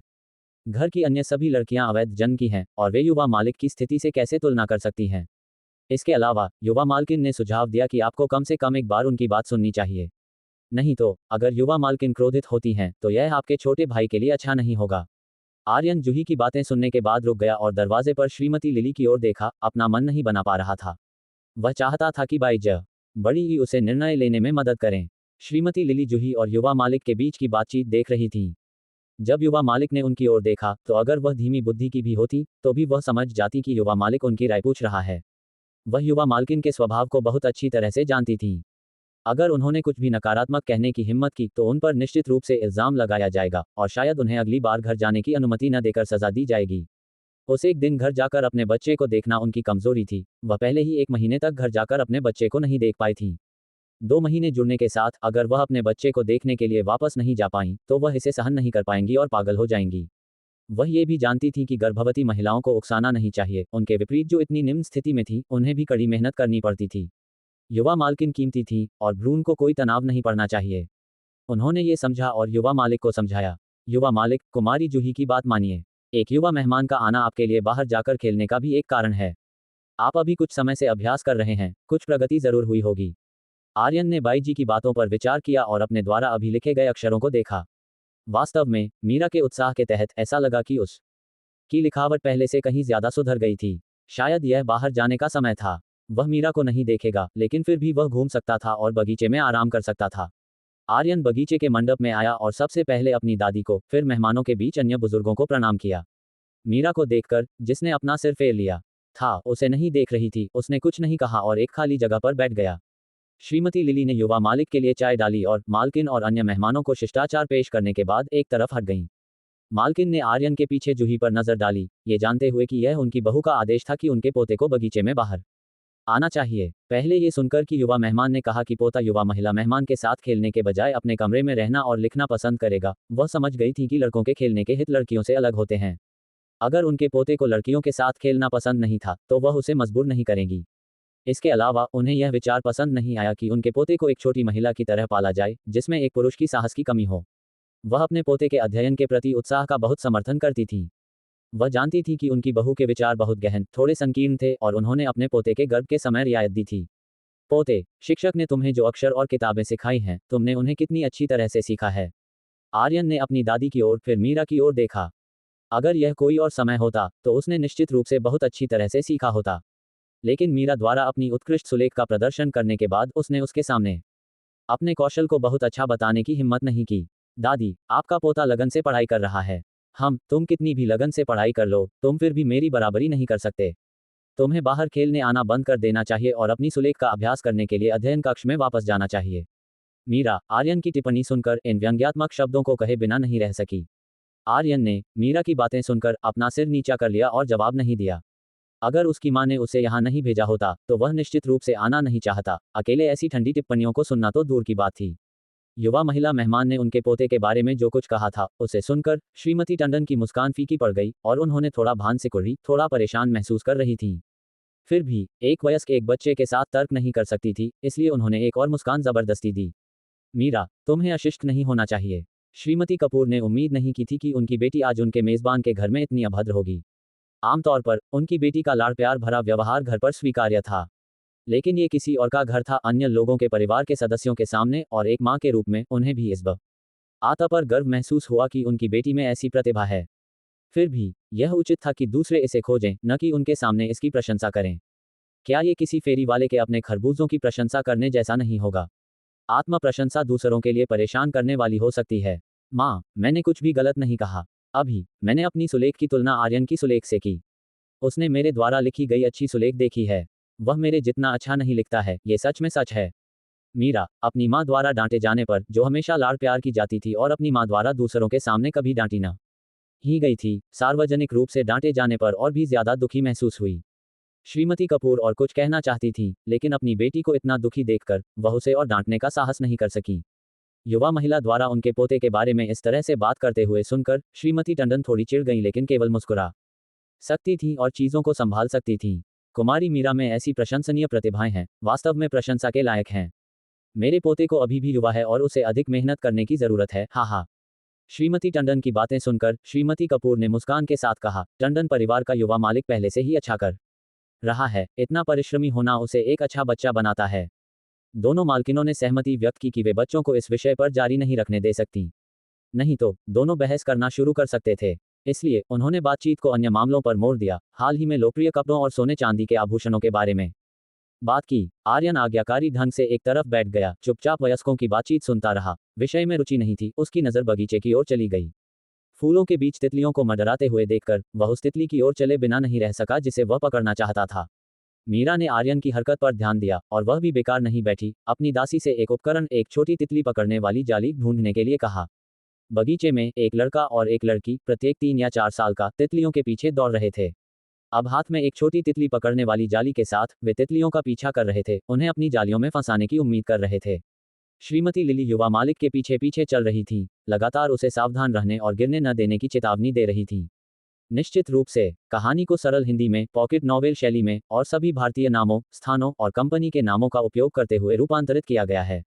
अध्याय 69, योजना के अनुसार। आखिरकार वे सफल हुए। आर्यन ने अपनी छोटी जाली से एक छोटी तितली पकड़ ली, अपनी आंखें लगभग बंद करके मुस्कुरा रहा था। उसकी आंखों में एक प्यारा और चमकदार रूप था। उसका हंसमुख और आशावादी स्वभाव चमक रहा था, जो उसके परिपक्व बनने के सामान्य प्रयासों से बिल्कुल विपरीत था, जिससे वह जितना प्यारा हो सकता था उतना ही प्यारा लग रहा था। मीरा ने भी एक तितली पकड़ी और आर्यन को अपनी जाली के अंदर की छोटी तितली दिखाई। उसकी हंसी फूलों की तरह छोटी इला रही थी। जैसे ही उसने आराध्य छोटे आर्यन को देखा, जितना ज्यादा वह देखती उतना ही उसे महसूस होता कि उसे पोषण दिया जा सकता है। दोनों बच्चे खुशी खुशी खेल रहे थे, जबकि मंडप में बैठी मालकिनें श्रीमती टंडन और श्रीमती कपूर उनकी खुश अभिव्यक्तियों को देखते हुए साथ में हंसी। इस बार मीरा का आना आर्यन के साथ खेलने की उसकी इच्छा को पूरा करता था। आने वाले दिनों में वह हर थोड़े समय बाद आती थी, हमेशा अपनी माँ से उसे आर्यन से मिलाने के लिए लाने के लिए कहती थी। विभिन्न बहानों के साथ, चूंकि श्रीमती टंडन आसानी से उनके घर नहीं जा सकती थी और युवा श्रीमती टंडन गर्भवती थी और नहीं आ सकती थी, इसलिए वह उनके स्वास्थ्य के बारे में पूछने के बहाने आती थी। जैसे जैसे समय बीता, मीरा और समझदार हो गई। जब भी वह आती तो वह अध्ययन कक्ष में आर्यन के साथ मुकाबला करती थी, ये देखने के लिए कि किसकी लिखावट बेहतर है। दो बचपन के प्रेमियों की तरह उसका लक्ष्य बस यही था कि आर्यन को उससे नफरत न हो। शुरुआत में आर्यन मीरा के साथ अधैर्य था, लेकिन बाद में जब वह सिर्फ उसके साथ अध्ययन कक्ष में लिखना सीखने आती थी, तो उसने उसे एक लड़की के रूप में देखना बंद कर दिया और उसे एक भाई की तरह व्यवहार करना शुरू कर दिया। एक छोटा दोस्त जिसके साथ सीखना और प्रगति करना है, एक छोटा साथी। मीरा ने कभी उम्मीद नहीं की थी कि आर्यन उसे सिर्फ एक दोस्त के रूप में देखेगा। अगर उसे पता चलता तो क्या वह अपनी लंबे समय से विकसित योजना को विफलता मानती। कुछ चीजें अक्सर ऐसी होती हैं, मानवीय योजनाएं किस्मत के साथ प्रतिस्पर्धा नहीं कर सकती। सबसे अप्रत्याशित चीजें तब जड़ पकड़ने लगती हैं जब आपको इसकी सबसे कम जानकारी होती है। शिवांगी रात में महसूस किया कि उसके पिता फिर से सो गए थे। वह अंतरिक्ष में प्रवेश कर गई और लकड़ी के कुछ छोटे टुकड़ों को बदल द छोटी ईया। इस बार उसने सिर्फ गणपति मूर्तियों को ही नहीं बनाया, बल्कि शेर, पांडा या बंदर की छवियां भी बनाई, लकड़ी की आकृतियों में विविधता लाई। वह जानती थी कि अभी सबसे महत्वपूर्ण चीज गणपति छवियां थी। उसने कई ग्रामीणों को ये कहते हुए सुना था कि वे अगले दिन उसके पिता की नक्काशी देखने आएंगे। इस समय लोगों ने सबसे पहले गणपति मूर्ति के बारे में सोचा। ग्रामीण अपने बच्चों के लिए खिलौने खरीदने के बारे में नहीं सोचेंगे, और उसकी योजना थी कि उसके पिता इन खिलौनों को शहर में बेचें। जहां तक इन खिलौनों को शहर में कैसे बेचा जाए, शिवांगी ने अपनी मां के बारे में सोचा। शायद अगली बार जब उसकी मां वापस आए तो वह इस योजना को कार्यान्वित कर सकती है। लेकिन क्या उसकी मां अगली बार वापस आ सकती है? क्या मालिक का परिवार उसकी छुट्टी फिर से रोकेगा? नहीं, वह ऐसा होने नहीं देगी। वह मालिक के परिवार को उसकी मां को परेशान नहीं करने देगी। अगर वह दिन आया जब उसकी मां वापस नहीं आ सकी, तो वह अपने पिता को खिलौने लेकर उस के साथ अपनी मां को ढूंढने के लिए ले जाएगी। अपनी माँ श्रीमती लिली की बात करें तो उनके पास निश्चित रूप से ऐसी क्षमता नहीं थी। इसलिए एकमात्र विकल्प आर्यन को लुभाना था ताकि वह उसे चीजें करवाने में मदद करे। शिवांगी भोर से पहले अंतरिक्ष से बाहर निकल गई। बिस्तर के सामने की मेज पर एक छोटा लकड़ी का शेर, एक छोटा बंदर और 5 लकड़ी की गणपति आकृतियां रख दी। अंतरिक्ष में आध्यात्मिक झरने से थोड़ा पीने और कुछ शहद खाने के बाद उसने आखिरकार अपनी ऊर्जा को भरपूर कर लिया और अंतरिक्ष छोड़ने पर गहरी नींद में सो गई। Bang bang bang bang bang दरवाजे पर खटखटाने की आवाज थी, जिसके बाद श्रीमती कपूर की चिल्लाहट थी, उठने का समय हो गया। सूरज तुम्हारी गाल पर चमक रहा है। दिन टूटने से पहले ही मुर्गे के बांग देने के बाद श्रीमती कपूर की जैविक घड़ी ने उन्हें उठा दिया। उन्होंने अपने बेटे और बच्चों को जगाने के लिए छोटी ये खटखटाया, उन्हें काम के लिए उठने के लिए उकसाया, फिर अपने कमरे में सोने के लिए लौट गईं। हरीश ने अपनी मां को दरवाजा खटखटाते हुए सुना और हालांकि वह दिन भर से बहुत थका हुआ था, लेकिन बच्चों को अब रात में उसे उठने की जरूरत नहीं थी। इसका मतलब था कि कुछ घंटों की नींद ने उसे काफी ताज़ा महसूस कराया था। उसने जम्हाई ली, अंगड़ाई ली और बिस्तर से बाहर निकल आया। उसने देखा कि तीनों बड़े बच्चे भी उसके बगल में बिस्तर पर नींद में बैठे थे। खिड़की से बाहर देखते हुए हरीश ने देखा कि अभी भी कुछ हद तक अंधेरा था, एक छाया जो केवल भोर से पहले दिखाई देती है, और कमरा इतना अंधेरा था कि उन्हें एक तेल का दिया जलाने की जरूरत थी। दिया जलाते समय उसने मेज पर रखी पूरी की गई लकड़ी की नक्काशी देखी। पिछले दिन की तुलना में ज्यादा थे, एक और गणपति मूर्ति जोड़ दी गई थी, साथ ही जानवरों की 2 छोटी लकड़ी की नक्काशियां भी थीं। अनजाने में हरीश की नजर वापस बिस्तर की ओर चली गई, जहां तीनों बड़े बच्चे कपड़े पहनना शुरू कर रहे थे। केवल चोटी सोने के लिए पलट गई थी। छुटकी ने एक भी आवाज नहीं की, ऐसा लग रहा था कि अभी अभी हुई जोरदार खटखटाहट से वह प्रभावित थी। वह सोई हुई लग रही थी, थकान के भारीपन में गहराई से डूबी हुई। हरीश ने एक लंबी आस्तीन वाली कमीज पहनी और नक्काशीदार लकड़ियों को दूसरे कपड़े में लपेटा और दरवाजे से बाहर निकल गया। दया ने तेल के दिए की रोशनी में अपने पिता के कामों को देखते हुए अपनी नींद भरी आंखें झपकाईं। मान्या और सान्या की तरह वह भी नहीं समझ पाई कि मेज पर अचानक ज्यादा नक्काशीदार लकड़ियां क्यों थीं। ऐसा लगा जैसे उनके पिता पिछली रात सोए हुए थे। क्या ये हो सकता है कि पिताजी रात के बीच में उठकर लकड़ियों को नक्काशी करने लगे हों? बच्चे इसका पता नहीं लगा सके, फिर भी वे वयस्कों की बेहतर क्षमताओं में विश्वास करते थे, ठीक वैसे ही जैसे एक दिन पहले था जब उनके पिता ने ऑनलाइन प्रदर्शित नक्काश बड़ी ई भी पूरी कर ली थी। इन छोटे बच्चों के दिमाग में उनके पिता सर्वशक्तिमान थे। हरीश ने कपड़े में लिपटी लकड़ियों को अपने टूल बॉक्स के बगल में रखा और फिर 2 पानी की बाल्टियां लेने के लिए रसोई में गया, जिसका उपयोग उसने बाहर के कुएं से पानी रसोई में लाने के लिए किया। दया अपनी 2 छोटी बहनों के साथ रसोई में गई, जहां उन्होंने बर्तन धोए और नाश्ता तैयार किया। दया ने बर्तन धोए जबकि मान्या और सान्या ने नाश्ता पकाया। फिर उसने अपने पिता और बहनों के कपड़ों का एक बेसिन लिया और उन्हें नदी के किनारे धोने के लिए गई। नदी के किनारे कपड़े धोते समय दया का सामना ग्रामीणों की बहुत सी गपशप से हुआ, खासकर कल के नाटक के बाद। महिलाओं ने दया से लकड़ी की नक्काशी के बारे में पूछताछ की और पिछले दिन दोनों परिवारों के बीच हुए झगड़े के बारे में गपशप की। उन्होंने कितनी भी पूछताछ की, उसने सिर हिलाया, बिना एक शब्द कहे चुपचाप अपने कपड़े धोती रही।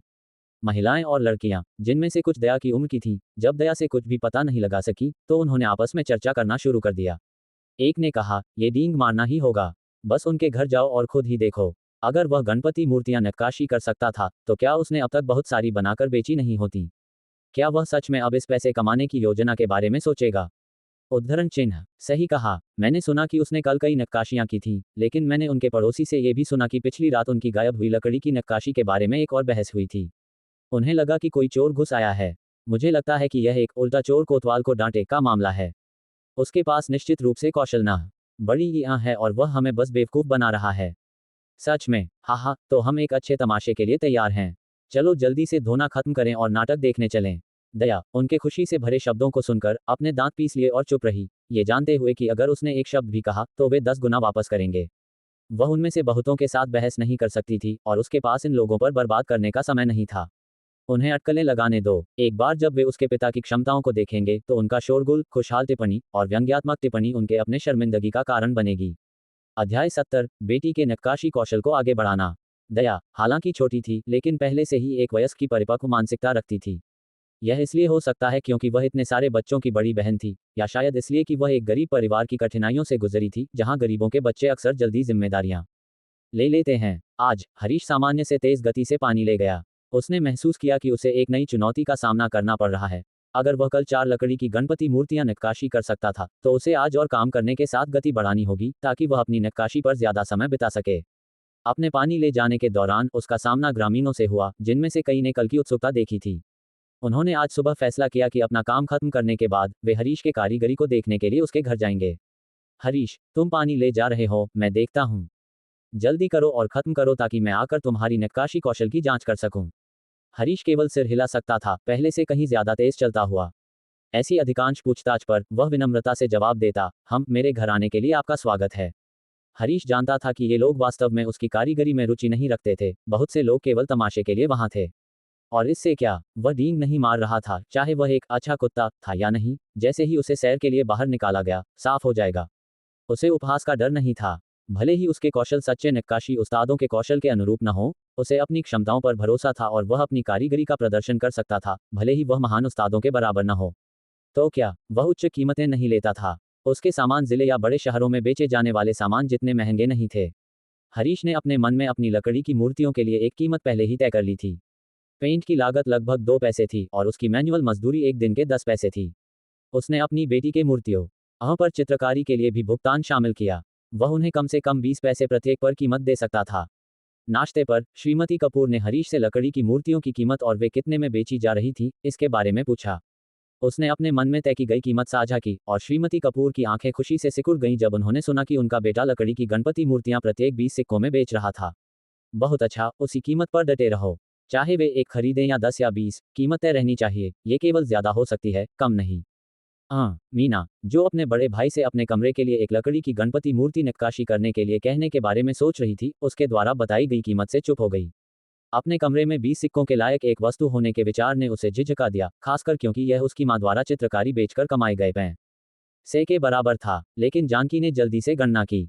कल ही उसके बड़े भाई ने 4 लकड़ी की गणपति मूर्तियां नक्काशी करने में सफलता प्राप्त की थी, प्रत्येक 20 सिक्कों के लिए कुल 80 सिक्के। एक महीने के लिए गणना करने पर यह कई तोला चांदी के बराबर था। एक साल ऐसा करने से निश्चित रूप से धन प्राप्त हो सकता था।